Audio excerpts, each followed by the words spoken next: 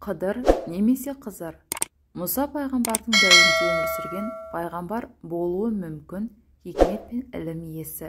Қызыр аталу себебін ардақты пайғамбарымыз Мұхаммед саллаллаху алейхи уассалам жүрген жері гүлденіп, көгеріп, көктеп сала беретін ерекше қасиетімен түсіндірген. Қазақтың құт қонған, береке дарған деген мәні Қыдырмен байланыстыратыны осыдан. Құранда Қызыр туралы ашық айтылмайды. Алайда Кахф сүресінің 60-82 аяттарындағы өз тарапымыздан оған рақым берген және ілім үйреткен құлдарымыздың бірі деп тілге тиек етілетін кісінің Қызыр екенін білінуде.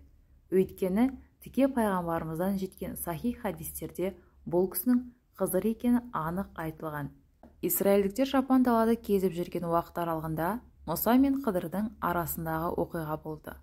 Бұл оқиға Құран кәрімде Кахф сүресінің 60-82 аяттарында баяндалған.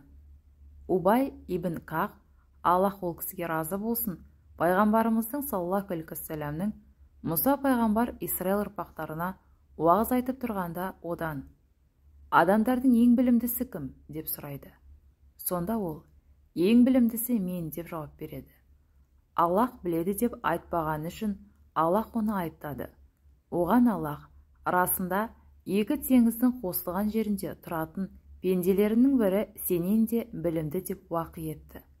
Мұса пайғамбар болса: "Уа Раббым, оны қалай табамын?" деп сұрайды.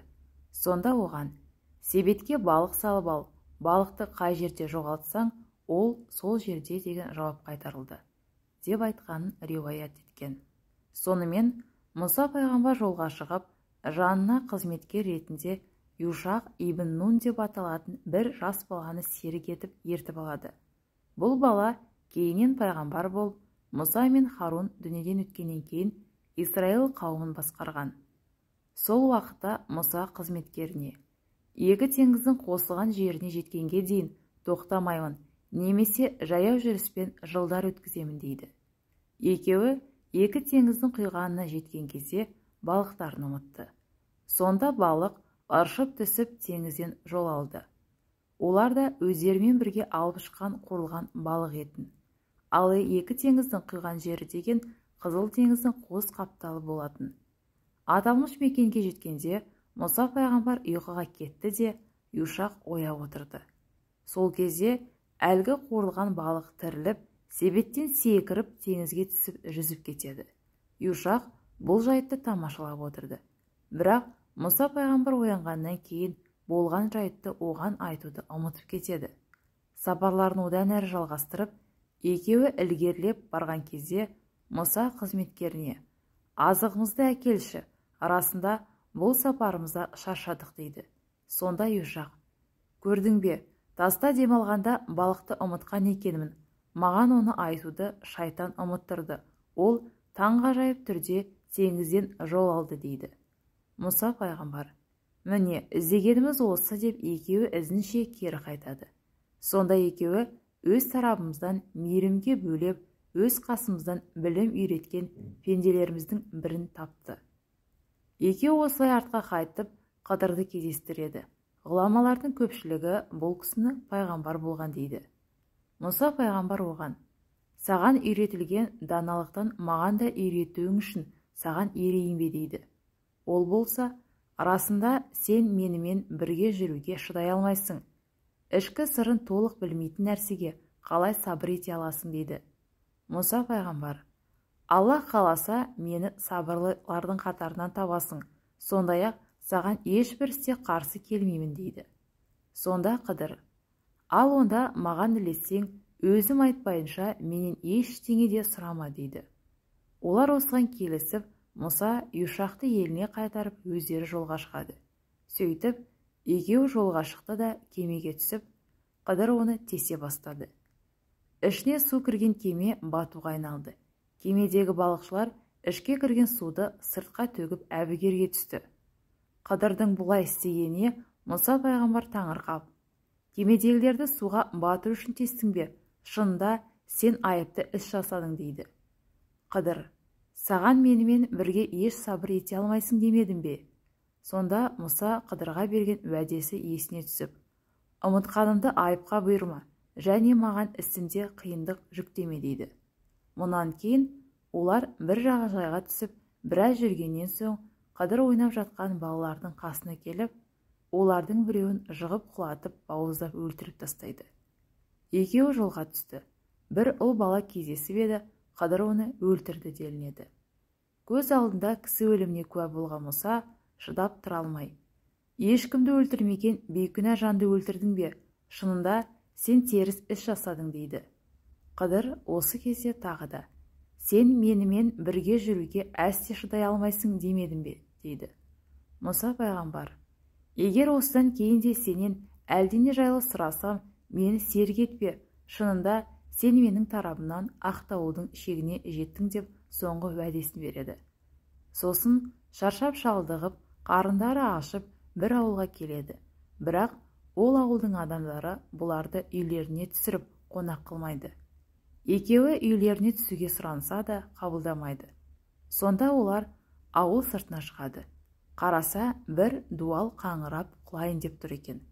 Қыдыр барып, ол дуалды түзетіп қояды. Мұса оның қонақ күтуге жарамаған ауыл адамдарының құлайын деп тұрған дуалын еш ақысыз жөндеп бергеніне таңырқап қалады. Алла тағала Құранда: сонда екеуі тағы жүріп, бір ауыл халқына барып, тұрғындарынан тамақ сұрады. Олар екеуін қонақ қылудан бас тартты. Сонда екеуі ол жердегі жылғалы тұрған дуалды көріп, Қыдыр оны жөндеді. Мұса: егер қаласаң, бұған ақы алар едің деді. Қыдыр болса: міне, осы менімен екеуміздің арамыздың айырылуы. Ал енді саған сабыр ете алмаған нәрселердің сырын айтайын. Кеме теңізде кәсіп істейтін қарапайым шаруанікі еді. Оны ақаулы еткім келді. Өйткені арт жақтарында әрбір жарамды кемені тартып алатын патша бар еді. Ал баланың мүмін әке-шешесі бар болатын. Оның әке-шешесін бас тарттыруға, қарсылыққа мәжбүрлеуінен қорықтық.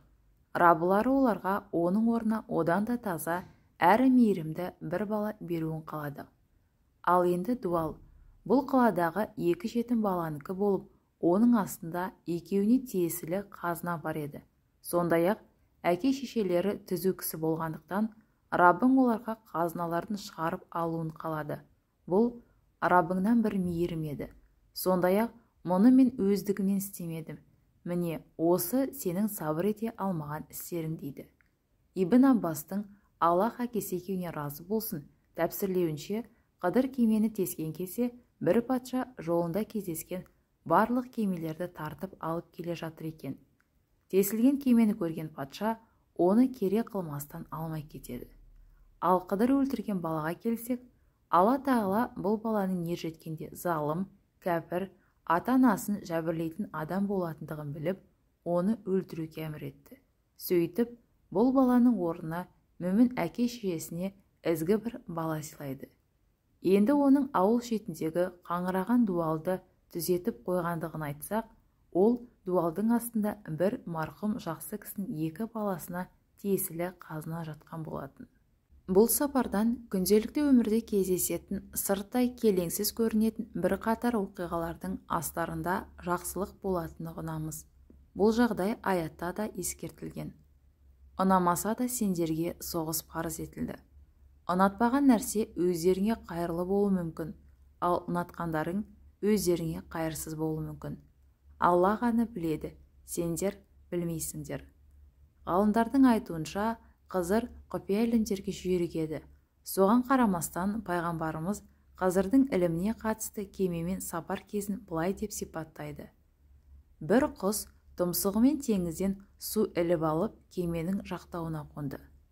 Қызыр осы кезде Мұса пайғамбарға құсты көрсетіп былай деді: Алланың ілімінің жанында сен екеуміздің білгеніміз теңізден құстың тұмсығына ілінген суындай ғана дейді. Бұған қоса, Мұхаммед пайғамбарымыздың Алла тағалам Мұсаны кешірсін, әттең, тағы біраз сабыр етіп, Қызырдың хикметті істері бізге көбірек жеткенде ғой дегені де бар. Құрметті тыңдармандар, егер де сіздерге шығарылымдар ұнап жатса, видеоның соңына қарап, лайк басып, тіркеліп, каналдың дамуына үлес қосып отырыңыздар.